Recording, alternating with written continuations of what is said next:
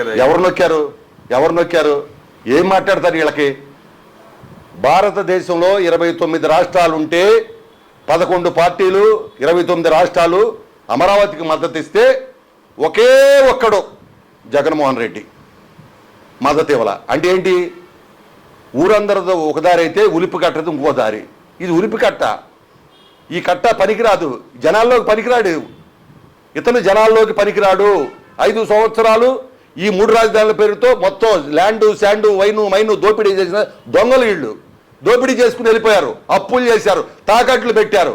ఇవాళ చంద్రబాబు నాయుడు గారు ఇవాళ రాజధాని గురించి ఒక్క మాట చెప్తా. పక్కన హైదరాబాద్ ఉంది. హైదరాబాద్ ఒకప్పుడు రాజధాని అంటే ఏమనుకునేవాళ్ళు? వెళ్ళి అసెంబ్లీ కనపడేది, చార్మినార్ కనపడేది ఒకప్పుడు. కానీ అక్కడ కూడా ఇదే చంద్రబాబు నాయుడు గారు ఫ్లైఓవర్లు కట్టి రోడ్లు ఎడల్పు చేస్తూ ఉంటే ఆ రోజున అసెంబ్లీలో ఇదే కాంగ్రెస్ పార్టీ ఇదే ఇప్పుడున్న నాయకులే గగ్గోలు పెట్టారు. ఈ డబ్బంతా పాడు చేస్తున్నాడు హైదరాబాద్లో, ఈ డబ్బంతా ఎవరి కోసం కడుతున్నారు, ఇవన్నీ ఎందుకు కడుతున్నారని మాట్లాడారు ఆ రోజున.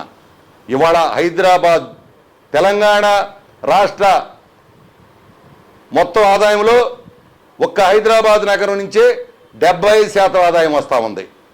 ఇవాళ నేను చెప్తా ఉన్నా, ఇప్పటికి కూడా మన అమరావతిలో గత 14-19 మధ్యన అనేక కంపెనీలు వస్తే ఆయన అన్నింటినీ కూడా తోలేశాడు. ఇప్పుడు ఏఐ కానీ, అదేవిధంగా ఇవాళ హైకోర్టు కానివ్వండి, మరి అదేవిధంగా ఐఏఎస్ ఐపీఎస్ తర్వాత మంత్రులు, ఈ క్వార్టర్స్ అన్నీ కూడా నిర్మాణం జరుగుతున్నాయి, రోడ్లు జరుగుతూ ఉన్నాయి, ఇంకొక పక్కన కాలువలు తీస్తా ఉన్నారు. అదేవిధంగా క్వాంటమ్ వాల్యూ ఇవాళ అక్కడికి వస్తూ ఉంది. అదేవిధంగా అదే ప్రపంచంలో 5వ అయినటువంటి క్వాంటమ్ వ్యాలీ ఇవాళ అక్కడికి వస్తూ ఉంది. ఈ విధంగా ఇక్కడ చాలా పెద్ద ఎత్తున పనులు జరుగుతూ ఉన్నాయి. ఏమవుతుంది? ఇవాళ పన్నులు కడతారు రేపు వాళ్ళు అక్కడి నుంచి. అదేవిధంగా జనం వచ్చినప్పుడు శుభ్రం కొట్లోళ్ళకి వ్యాపారం ఉంటుంది, తర్వాత హోటళ్ళకి వ్యాపారం ఉంటుంది, డబ్బు అనేది జనాల్లోకి వెళ్తూ ఉంటుంది. అదేవిధంగా గవర్నమెంట్కి పన్నులు వస్తూ ఉంటుంది. ఒక్క 5 సంవత్సరాల తర్వాత అమరావతి ఎట్టుంటుందో మనం చూస్తాం. ఒక 5 సంవత్సరాల తర్వాతే ఈ దుర్మార్గుడు అమరావతి అభివృద్ధి చెందకూడదని కంకణం కట్టుకున్నాడు. అంటే దానికి టైం బాండ్ పీరియడ్ అడుగుతున్నాడండి.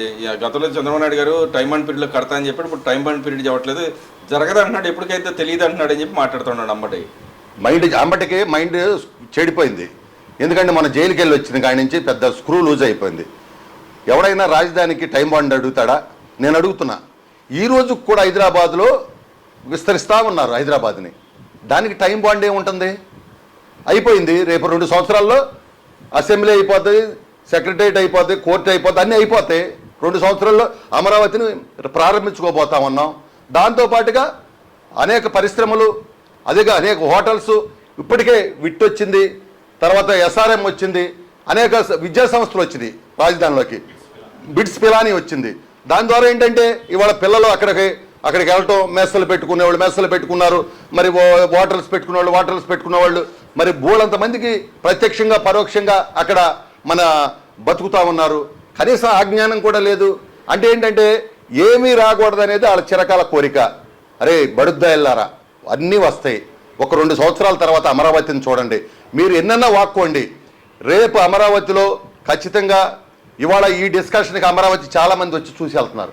చూసి వెళ్ళి అరే వీళ్ళకి చెడిపోయినరా, మైండ్ చెడిపోయినరా, బుర్రలు దొబ్బినరా, అసలు ఇట్లా అమరావతి ఎట్లా వెలిగిపోతుంటే వీళ్ళు ఎందుకు వాగుతున్నారని మాట్లాడుతున్నారు. ఏమండి 5 సంవత్సరాలు వాళ్ళు పరిపాలన చేస్తే రోడ్డులు తవ్వుకెళ్ళారు, పచ్చి పాపం అండి. అక్కడ మెటల్ ఉంటే మెటల్ ఎత్తుకుపోయారు, ఐరన్ ఉంటే ఐరన్ ఎత్తుకుపోయారు. ఈ దొంగలు ఇళ్లే, వైసీపీ దొంగలు. మళ్ళీ వస్తే మళ్ళీ మారుస్తా అని చెప్పి అంటున్నారు. ఏంటి మార్చేది?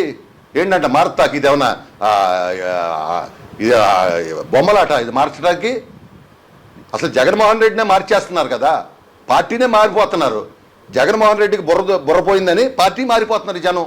ఎందుకంటే గతంలో కాంగ్రెస్ పార్టీ కూడా ఈ రాష్ట్రంలో కార్యకర్తలు మారిపోయారు. ఇప్పుడు ఇదే పరిస్థితి జగన్కి వచ్చింది. ఎందుకంటే ఎవరైనా ఓకే ఒక పాయింట్ మీద ఉండు, 3 రాజధానులు ఉండు, అట్ట ఉండు, మావి గన్నా ఒక పక్కన ఆ గన్నులోనే మేము చేస్తూ ఉన్నాం. నీది పిచ్చి గన్ను, మాకు అట్లా కాదు, మాకు విజనరీ ఉన్న నాయకుడు. ఇవాళ పవన్ కళ్యాణ్ గారు కావచ్చు, చంద్రబాబు నాయుడు గారు కావచ్చు, లోకేష్ గారు కావచ్చు, ఇవాళ చంద్రబాబు నాయుడు గారి నాయకత్వంలో చాలా అద్భుతంగా అభివృద్ధి జరుగుతుంది, సంక్షేమం జరుగుతుంది. మేము ఏదైతే చెప్పామో సూపర్ 6 వాళ్ళకన్నా ఒక్క మాటలు చెప్తూ సూపర్ 6 గురించి 1000 రూపాయలు పెన్షన్ పెంచడానికి వాళ్ళకి 5 సంవత్సరాలు పట్టింది, మాకు 5 రోజులు పట్టింది. ఆ విధంగా సంక్షేమం వెళ్ళిపోతూ ఉంది. డెవలప్మెంట్ గురించి కూడా ఒక మాట చెప్తా. 14-19 మధ్యన నరేంద్ర మోడీ గారి ఉపాధి హామీలో ఈ దేశంలో 10,000 కిలోమీటర్ల సిమెంట్ రోడ్లు ఏమంటే ఒక్క ఆంధ్ర రాష్ట్రంలో ఆ రోజు చంద్రబాబు నాయుడు గారు 25,000 కిలోమీటర్ల సిమెంట్ రోడ్లు వేశారు. మళ్ళీ జగన్మోహన్ రెడ్డి గారు వచ్చిన తర్వాత అదే ఉపాధి హామీ నిధులను సెంటు పట్టాకు మళ్ళీ ఇచ్చి మొత్తం దోపిడీ చేశారు. 1000 కిలోమీటర్లు వేసింది. ఇవాళ మళ్ళీ చంద్రబాబు నాయుడు గారి నాయకత్వంలో పవన్ కళ్యాణ్ గారు పంచాయతీరాజ్ శాఖ మంత్రిగా ఈ 20 నెలల్లో 5,000 కిలోమీటర్ల సిమెంట్ రోడ్లు వేశారు. అదేవిధంగా మరి ఏదైతే మరి ఈ యొక్క ట్రైబల్స్ ఏరియాలు ఉన్నాయో ఆ ఏరియాలో 2,000 కిలోమీటర్లు మరి బీటీ రోడ్లు వేయటం జరిగింది. అంతేకాదు జగన్మోహన్ రెడ్డి గారి టైంలో పంచాయతీరాజ్ వ్యవస్థ స్థానిక సంస్థల నిధులు 9,000 కోట్ల నిధులు దారి మళ్ళీ ఇచ్చిన మాట వాస్తవం కాదని చెప్పానండి. మేము ఈరోజు 3 దఫాలుగా స్థానిక సంస్థలకి భారతదేశంలో ఎవరైనట్టుగా 11,200 కోట్ల నిధులు ఇప్పటికి రిలీజ్ చేశాం. ఏంటి మీరు చెప్పేది?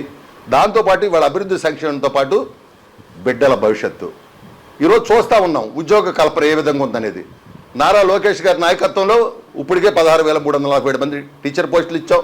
మరి కానిస్టేబుల్స్కి 6,000 రిక్రూట్ చేసాం. ఇంకా గ్రూప్ 2, గ్రూప్ 1 రిక్రూట్మెంట్ చేసాం. అదేవిధంగా మొన్న జాబ్ క్యాలెండర్ 10,060 మళ్ళీ ఉద్యోగ కల్పన చేయబోతా ఉన్నాం. దాంతోపాటుగా 20 లక్షలు ఇప్పటికే 6,28,000 మందికి ఉద్యోగ కల్పన చేసాం. ఒక పక్కన స్కిల్ డెవలప్మెంట్ చేస్తూ ఉన్నాం. ఇవాళ ఒకటే ఈ రాష్ట్రంలో ఉన్న తల్లిదండ్రులకు నేను ఒకటే వేడుకుంటూ ఒకటి చెప్తా ఉన్నా. జగన్మోహన్ రెడ్డి అనేటువంటి వ్యక్తి ఈ బిడ్డల భవిష్యత్తు గురించి ఆలోచించడు, తన భవిష్యత్తు గురించి ఆలోచించుకుంటాడు. తల్లిదండ్రులారా మీరు ఒకసారి ఆలోచించండి అమ్మా. ఎందుకంటే తన సొంత తల్లిని బయటికి పంపినటువంటి దుర్మార్గుడమ్మా. తల్లి జన్మ ఇస్తే, తండ్రి ఆస్తి ఇస్తే తన చెల్లికి కూడా ఉన్నటువంటి దుర్మార్గుడమ్మ జగన్మోహన్ రెడ్డి గారు. ఇంకొక చెల్లి సొంత బాబాయిని చంపేసి ఇవాళ ఆ చెల్లిని కూడా దుఃఖసాగరం ముంచి ఆ కుటుంబానికి న్యాయం చేయమని అడుగుతూ ఉంటే వాళ్ళ మీద కూడా నీచంగా మాటలనిపిస్తూ ఉన్నాడు. ఇలాంటి వ్యక్తి అవసరమా? రాష్ట్రాన్ని మోసం చేసి, తన కుటుంబాన్ని మోసం చేసి, ఈ రాష్ట్రంలో ఉన్నటువంటి బడుగు బలహీన వర్గాలను మోసం చేసి ఇలాంటి వ్యక్తి ఈ రాష్ట్రానికి అవసరమా అని నేను అడుగుతా ఉన్నా.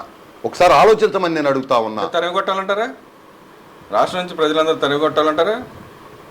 ఇప్పటికే మొన్న ఎన్నికల్లో సిగ్గులేదు అంత చేసినా కూడా. కనీసం ఈ రోజు కూడా ఒక రకమైనటువంటి కనీసం అరే నన్ను ఇట్లా పెట్టారే మనం ఏం చేయాలనేటువంటి ఆలోచన లేకుండా ఇవాళ ఊరికో భవంతి కట్టుకున్నాడు. తాడేపల్లి పెద్ద భవంతి ఉంటుంది, కడపలో పెద్ద భవంతి ఉంటుంది, పులివెందుల్లో పెద్ద భవంతి ఉంటుంది, ఇడుపులపాయలో పెద్ద భవంతి ఉంటుంది, హైదరాబాద్లో పెద్ద భవంతి ఉంటుంది, అదేవిధంగా బెంగళూరులో పెద్ద రాజప్రసాదం ఉంటుంది. ఇంకెక్కడెక్కడో ఉన్నాయంటే మనకు అనవసరం అవన్నీ కూడా. ఆయనకి ఏంటంటే మరి ఆయన లక్ష్యం ఏంటో తెలియదు, ఆయన ఇదేంటో తెలియదు. ఆనాడు మరి మద్యం పాలసీని మార్చి, ఎన్నో సంవత్సరాలకు వచ్చే పాలసీని మార్చి తన కార్యకర్తలను పెట్టి అమ్మించి లిక్కర్ను తానే తయారు చేసి 30,000 మంది చచ్చిపోయారు పాపం. 30,000 మంది ఆడబిడ్డలు తాలిబొట్టులు తెంపేశారు. లక్షలాది మంది కిడ్నీలు, లివర్లో పక్షవాతం వచ్చి మరి ఇబ్బంది పడ్డారు. అలాంటి వ్యక్తి ఈ రాష్ట్రానికి అవసరమా అని నేను అడుగుతా ఉన్నా. ఇవాళ చంద్రబాబు నాయుడు గారు ఒక విజనరీ ఉన్నటువంటి లీడర్. ఆ వయసులో కూడా చక్కగా పవన్ కళ్యాణ్ గారిని బీజేపీని కలుపుకుని, కూటమి ప్రభుత్వాన్ని కలుపుకుని ఇవాళ ఆయన ఏ విధంగా ఈ రాష్ట్రం కోసం కష్టపడుతున్నాడో మనం చూస్తూ ఉన్నాం. కొన్ని ఇబ్బందులు ఉన్నాయి, కొన్ని బాధలు ఉన్నాయి. ఎందుకంటే రాష్ట్రం మొత్తం ఖజానాన్ని నాశనం చేసి వెళ్ళిపోయారు. నేను ఒకటే అడుగుతా ఉన్నా, ఇవాళ రాష్ట్ర ప్రజలకి విన్నవిస్తా ఉన్నా. ఒక తండ్రి 4 బిడ్డల కంటే 4 బిడ్డలు కని ఒక స్థలం ఇచ్చి 4 ఇళ్ళు కట్టించిన తర్వాత ఒక బిడ్డ ఈ ఇళ్ళన్నీ పడేసి మళ్ళీ పంచుకోవాలంటే ఆ కుటుంబం ఎట్లుంటుందో మీరు ఒకసారి ఆలోచించమని అడుగుతా ఉన్నా. అదేవిధంగా రాజధాని కూడా అంతే. ఎందుకంటే రాజధానిలో ఆ రోజున బ్రహ్మాండంగా రాష్ట్రం విడిపోయింది, మనం అక్కడ ఎందుకు ఉండాలి, 10 ఏళ్ళు టైం వీళ్ళు మాట్లాడుతూ ఉన్నారు. మనకు 10 ఏళ్ళు ఉందంటే 10 ఏళ్ళు అక్కడ కూర్చోమంటారా? ఇక్కడే అన్నీ వదిలేసి కూర్చోమంటారా? ఇవాళ ఇక్కడికి రాజధాని వస్తే పరిశ్రమలు వస్తున్నాయి, ఇక్కడికి రాజధాని వస్తే మరి ఐటీ కంపెనీలు వస్తూ ఉన్నాయి, ఇక్కడికి రాజధాని వస్తే విద్యా సంస్థలు వస్తూ ఉన్నాయి. ఇన్ని వస్తూ ఉండి ఇక్కడ నేను అడుగుతున్నా, 5 సంవత్సరాల్లో మీరు ఎక్కడ వైసీపీ వాళ్ళు ఛాలెంజ్ చేస్తున్నా, మీరు 5 సంవత్సరాలు ఎక్కడ కూర్చుని పరిపాలన చేశారని నేను అడుగుతా ఉన్నా. అసెంబ్లీలో ఎక్కడ కూర్చుని మాట్లాడారని అడుగుతా ఉన్నా. శాసనసభలో ఎక్కడ కూర్చుని మాకు మీకు సిగ్గు శరం ఏమీ లేదు. ఎందుకంటే ఆయన కట్టినటువంటి బిల్డింగ్లో కూర్చొని ఆ దాన్ని శ్మశానం అన్నారు. అందుకనే మీరు గుర్తుపెట్టుకోండి, మళ్ళీ మీ పార్టీ ఎప్పటికి కూడా రాదు. మీరు సర్వనాశనం అయిపోతారు. ఎందుకంటే అమరావతి అది దేవతల రాజధాని. ఏంటో దేవతలు ఏంటో, ఆ స్థలం యొక్క గొప్పతనం ఏంటో త్వరలోనే మీకు అర్థమైంది. ఇంకా అర్థం వల్ల మీకు తెలివిగల వాళ్ళైతే మీకు తెలియాలి, ఇప్పటికి తెలియలా. మీరు మీ గోతుల్ని మీరే తీసుకుని మీరు దాంట్లో పాతరేసుకునే రోజులు మీరే తెచ్చుకున్నారే నేను హెచ్చరిస్తా ఉన్నాను.